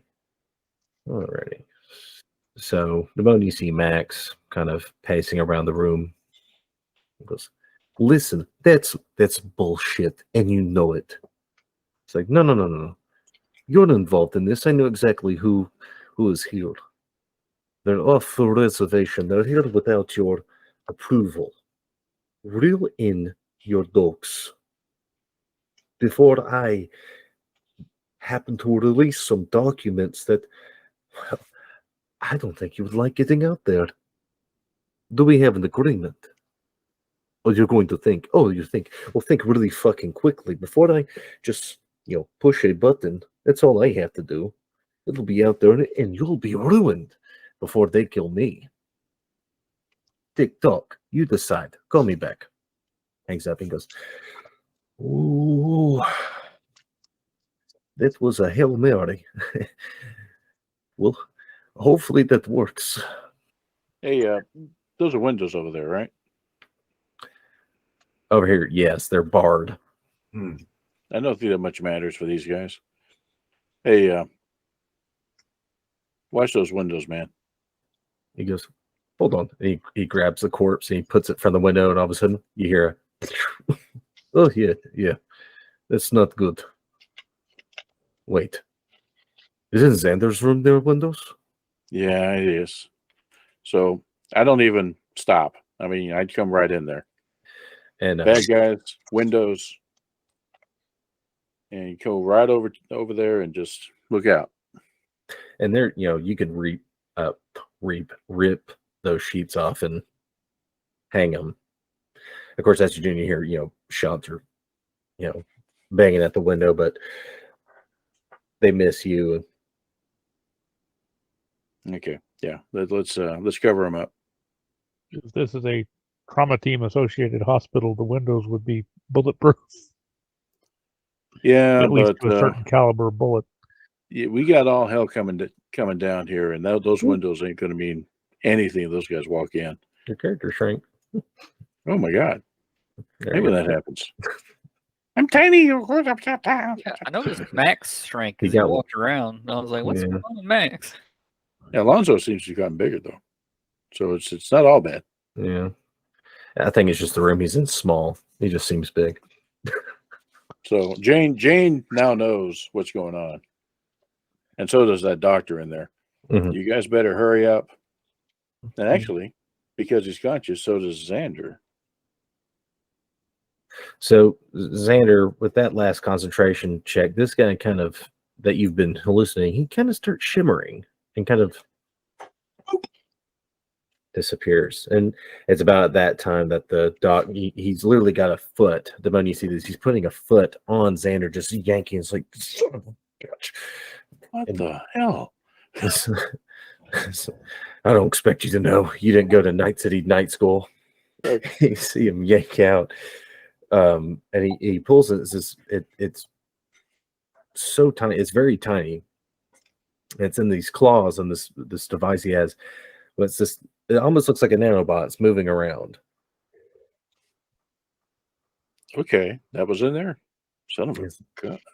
You see him put it in a little box and goes, and he's shagging it. It's like, yeah, this little pisser was in there, right in his medulla oblongata. And he throws it to Jane. Is like, I don't want that. And you didn't see me. And he opens a cabinet and he kind of. What about Xander? Is it you still got a hole in his head or what? You see the door open again. Yeah. He comes back out and he's like, I think I have something to stitch that. Hold on. I did pour whiskey over it first. Yeah. Let me clean that out. This works, I think. Yeah, a little spray bondo, nobody will know. Yeah. Yeah, take that whiskey cork and put it in. Yeah. Yeah. Now he gets some Flex Seal. Yeah. There. Now it's waterproof. It's like I would say go see the receptionist about your bill, but we'll just say it's on the house. I appreciate that. And and he looks to Jane. He's like, and if he starts speaking in different languages, bring him back immediately. Bueno. That's normal after the surgery. And he goes right back over to the cabinet and he just gets in it and hides. Mm. Okay. So, Alonzo. All right. So I guess I'm going to hold fast. I'm trying to figure out, if everybody's fixing to get on the move to extract Xander, but I don't really know what's going on. I'm just kind of got the door cracked watching out it. Okay. So Sid sees this person and he actually goes freeze and he actually shoots. I was like, he doesn't say freeze without shooting. What are you talking about? Yeah, it shoot then freeze is normally what happens, right? Freeze. Yeah. All right, and he tags him. And everyone hears a shotgun ring out and someone just cuss for getting hit. Pretty much, yeah. All right, Damone. So glance over at Jane real quick. Is it mine? Really? I know where we're at. Is he safe? Pointing at Xander, who's perhaps kind of wandering and shakily getting up, giving a thumbs up. Yeah. As long as he should be okay to move. As long as and he should be safe as far as not going nuts and shooting at things that no longer are there, unless there's another one of these in there that we missed. All right. Well, knowing that he's been disarmed, go over there, hand him my my submachine gun, bunch of clips, some grenades, and tell him Alonzo's out down the hall to the left. He's got all your gear. Okay. Well, I hope I I wouldn't go out yet. back and not just take a pistol and then go try and get down the hall. Well, no, you take the SMG because I got something better. Okay. The bat. And we just heard a shot just now, so things have begun out there, and that'll take my action moving around doing all that. All right. So I guess with that, I need to put me on the board for an initiative. Yeah, go ahead and roll one. Let me get him selected because I'm still working off Alonzo. No, that's up. What should be last anyway? Yeah. Well, you have had a hole drilled in your head, right? Yeah. All right, Jane will, assuming, make sure, just double check Xander to make sure that everything's good. That the doctor said that quack didn't do anything stupid closing up. So, well, you can roll a check for that. Okay. Yeah. So, he actually did a good job. He cleaned it. He put all the necessary things that you would put in for an open wound. It doesn't look like it will get infected. So for right now, Xander is safe for now. Of course, you're going to be monitoring him for a little while if you get out of this. Okay. And then I'll grab I probably left my gear over here on the table or something on the counter or something like this, like my shotgun and stuff. So yeah, it's all right there. Grab that. Yep. Scalpel, sponge, shotgun. The usual. Okay. Okay. Okay. This one's going to come all the way over here. All right, Ludwig. He's going to hold his action for anybody going past his door because he doesn't want to attract attention to it while there's a civilian in there. But that's what he's doing. So if he sees anybody walk by, he'll blast him. Gotcha. All right. That Mert is going to shoot at Sid and misses. This one's actually going to peek out. Actually, this one, you see this one runs to this door and puts something on it and runs back over. And for anyone in the hall or anyone that peers in the hall, it's blinking. Okay. Charming. So about this time, You see an explosion. Smoke comes pouring out. Alarms are going off. Sprinklers start going off. And out of the smoke come more mercs. And another individual comes out too. Now, everyone that gets a look at this guy, the guy looks like this. He's in a respirator suit. He has a bunch of explosive devices on him. And he's wearing, like I said, a respirator. And when he comes in, you actually see him, in his hands, he has this giant grenade launcher. It's double-barreled. People are like, wait a minute. Prepare to hold your breath. And he shoulders it. And, he presses a button on his mask. It kind of amplifies it. It's like, are you all prepared to die? I'm in a hospital. What could go wrong? And Max actually opens this door. The pistol's away, and he casually walks out here. And he walks up, and he tells Sid to move.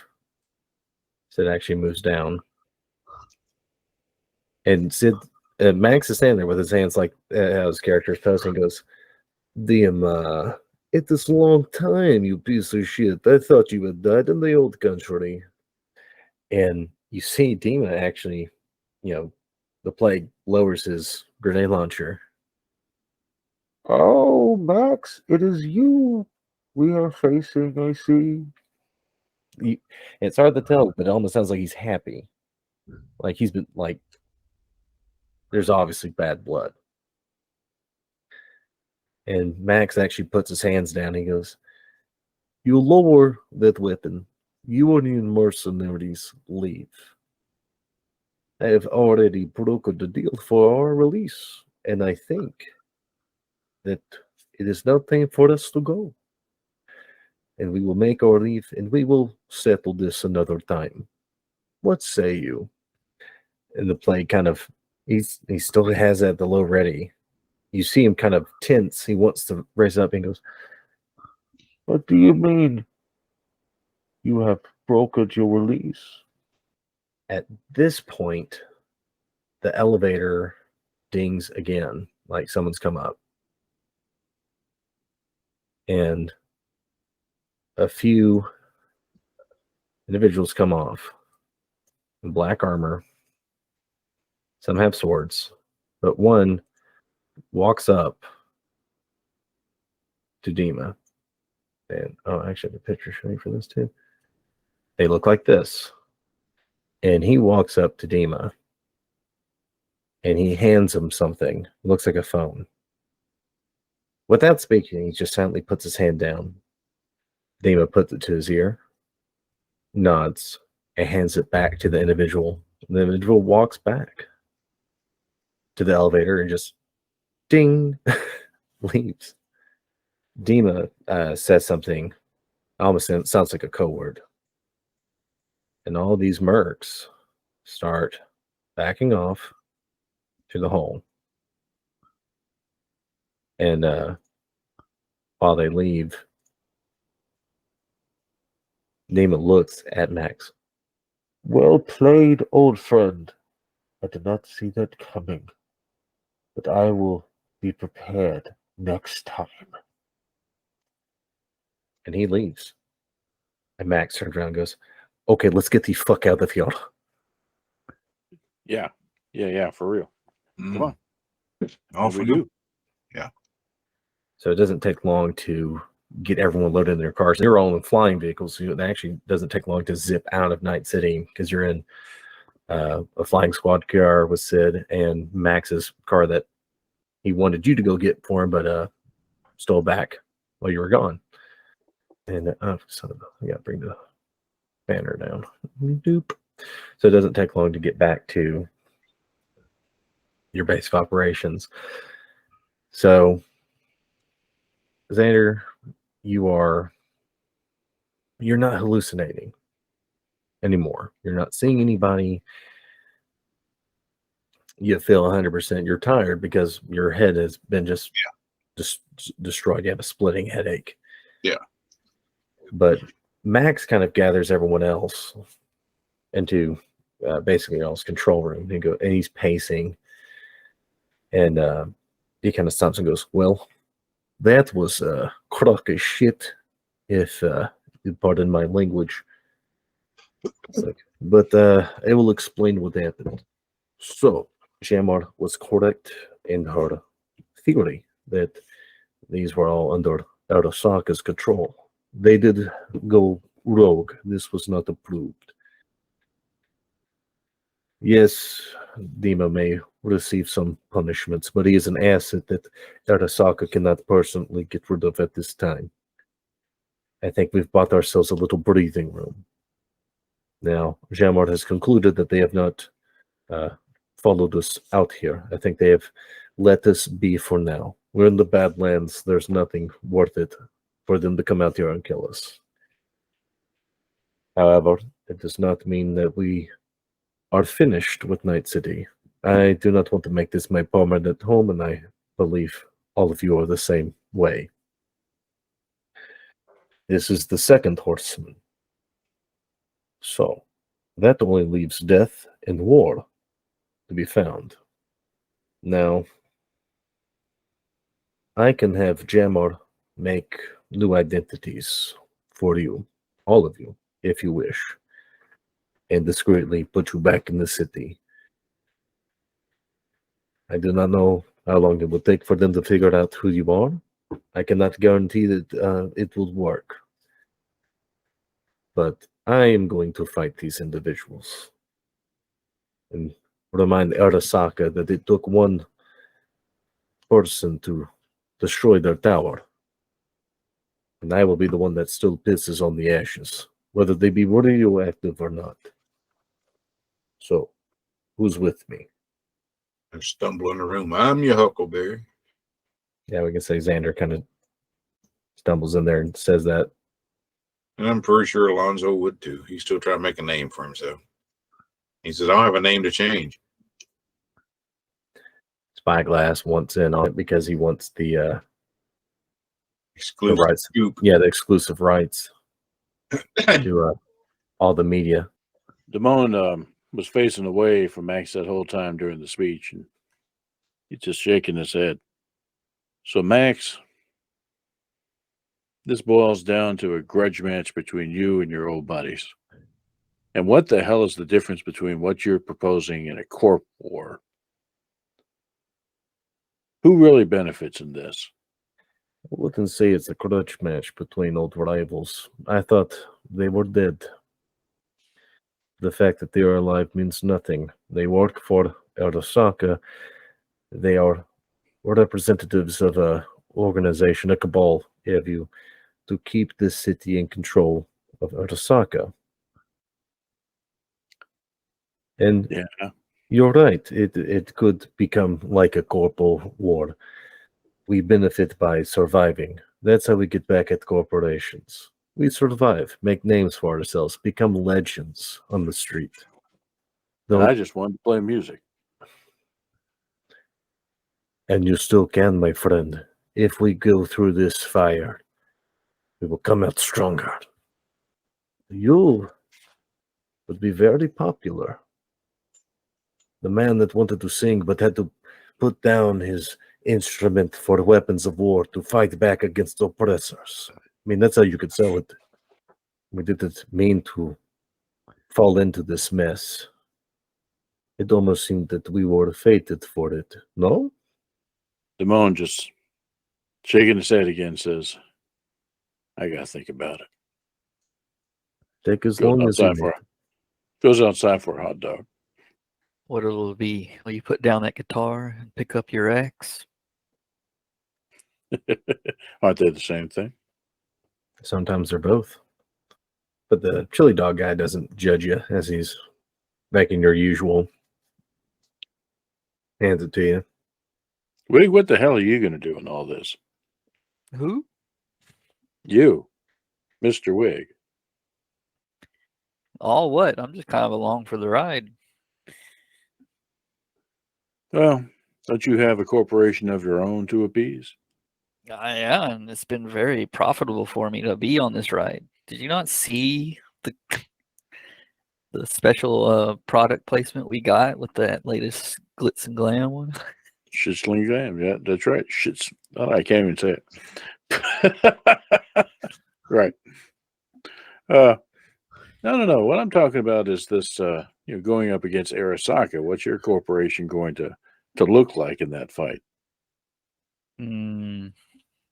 Well, they always have their aspirations of taking #1 spot. So if I can go about this smartly, And it does become a corp war. Yeah.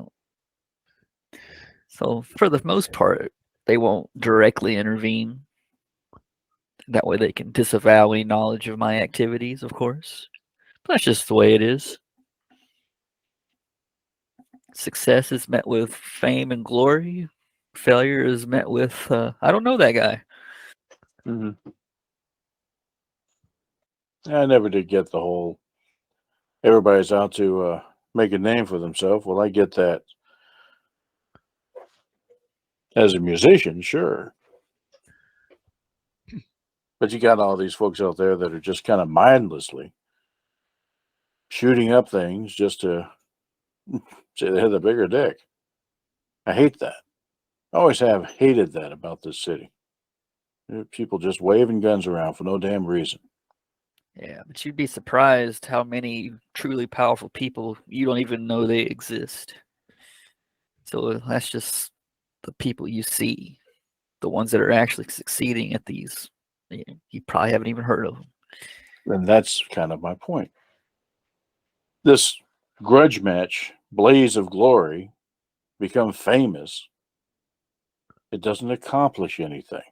It's personal. It doesn't change the lives of the people in the city. It doesn't help raise them up. It's personal. I'm not in for that. If we're going to do something, it has to mean something.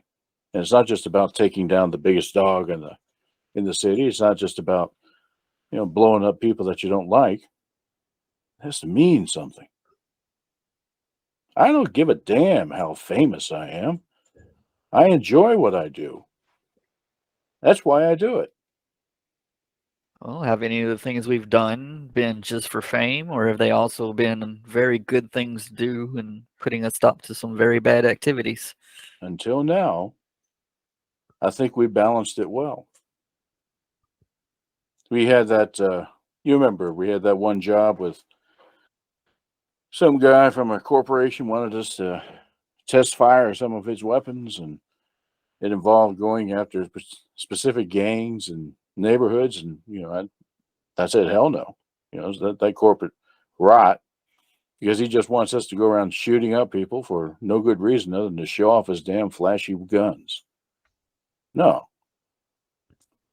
And this is no different. This is just death. What the hell can we pull out of this that's going to make the city better? That's what I'm asking. Well, don't sign up for a blank action sheet. Just pick the operations that you like, coincide with your values. They're going to be very few and far between, I have a feeling. All right. We'll see how this plays out. Takes his hot dog inside and doesn't say anything, just listens to the rest of the speechifying going on.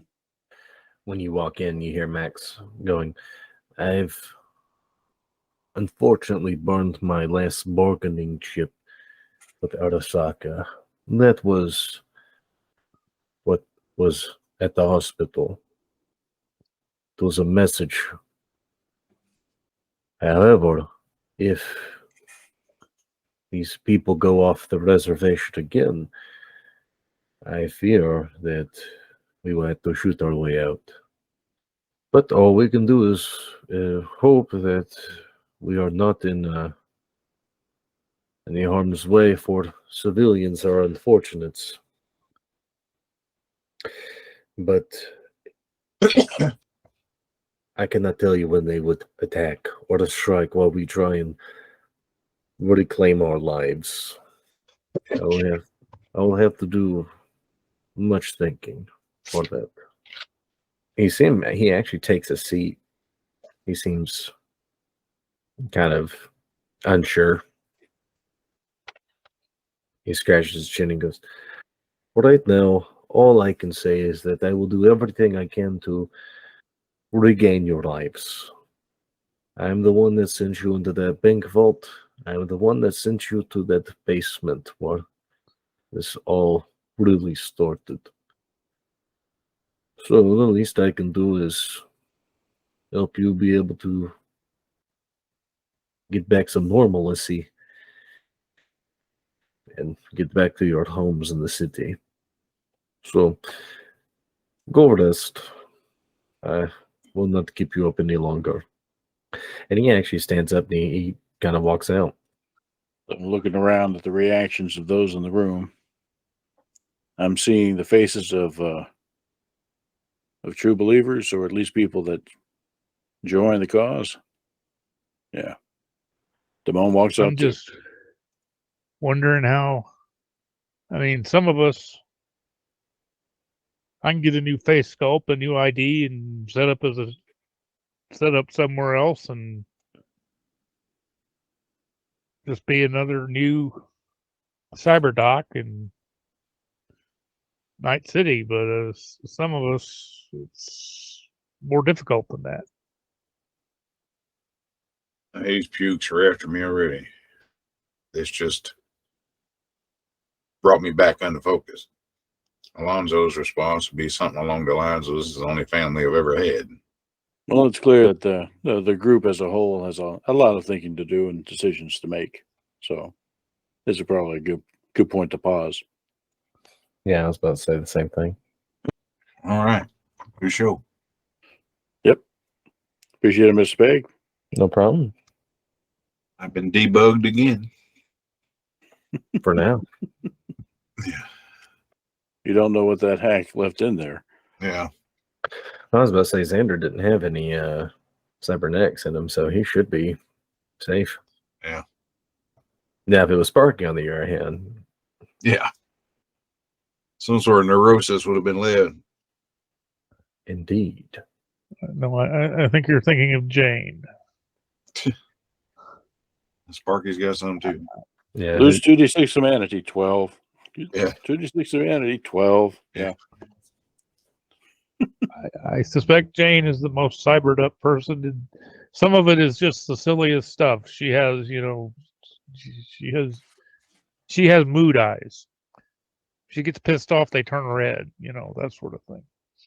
Same thing when Sid sees someone pretending to be handicapped. Pullover citizen. That actually was a Mad TV sketch where it was cops that I think it was called Handy Cops, but it was basically them enforcing the handicap stall. If you weren't handicapped, Yeah. they'd arrest you, fine you. But if you were handicapped and used a normal stall, they'd arrest them too. Mm.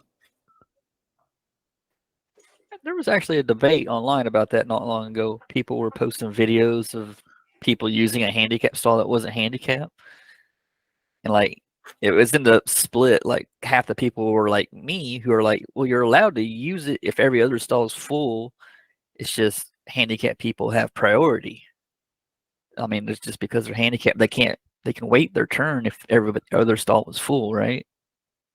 But the other people are like, no, if you're not handicapped, you should never use it. So I'm like, so if there's 3 stalls, 2 of them are normal, 1's handicapped, and you have 18 people waiting to use it, do they leave the 3rd one open the whole time? I was like, that doesn't make sense. Well, statistically, they say the cleanest stall is the one closest to the sinks, which is a normal stall, because everyone goes for the furthest to the wall. They'll either go for the handicap or the middle. So everyone uses the handicap, whether they're handicapped or not. So, and I also say, like, if you have a choice between normal and handicapped and you're the only one in there, use the normal one. That way, if a handicapped person shows up, they would get in right away.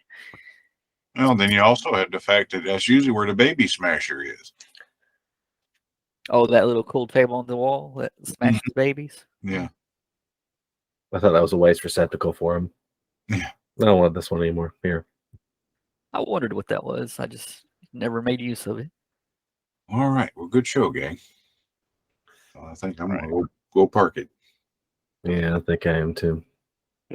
Been a nutty week and facing now another one. Indeed. Yeah. Yeah, So next week is you, E, that would be me. Yes, Dungeon Delving. Dungeon Delver. Sounds good. Okay. We'll see how many characters we can burn. Yeah.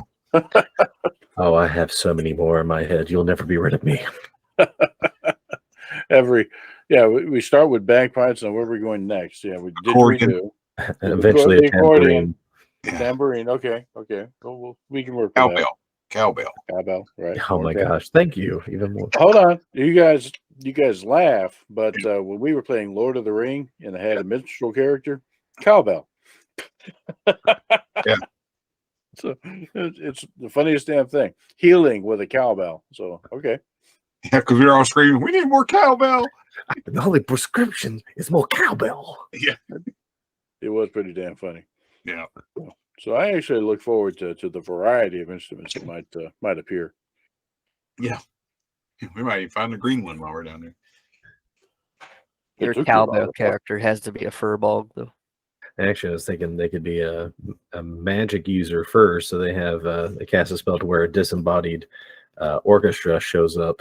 It's like, where's your instrument? Hold on. They snap their fingers. Create phantasmal orchestra. Actually, you could see that. That's an illusionist that's their stick, you know. Mhm. Yeah. What good are you? That's about it. I don't know why I'm here. That's my theme music. Every good hero should have some. Well, that answers the question. Every time there's an attack, the music changes, and we're all looking around. Where the hell's that coming from? Oh, it's me. Hello. Who's got a tab open? Yeah. Looking at the, I saw a video. They were talking about the top 10 useless magic items. That's number 9, the billowing cloak. My Yeah. favorite's still the ring of carrot protection. You know, any carrot within a 60-foot radius is repelled from the wearer. This is an official magic item. You can make the cloak billow as if a strong breeze is blowing on you. And stand arms akimbo.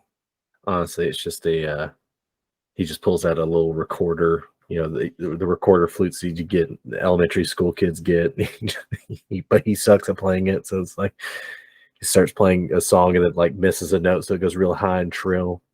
It's like, Let me fix that. what Bard school did you go to again? The what? There's a school? Well, that reminds me. I was gonna stumbled across this. Let's see. Share, open, no. Share. Window. That one. There you go. I like that. Mm-hmm.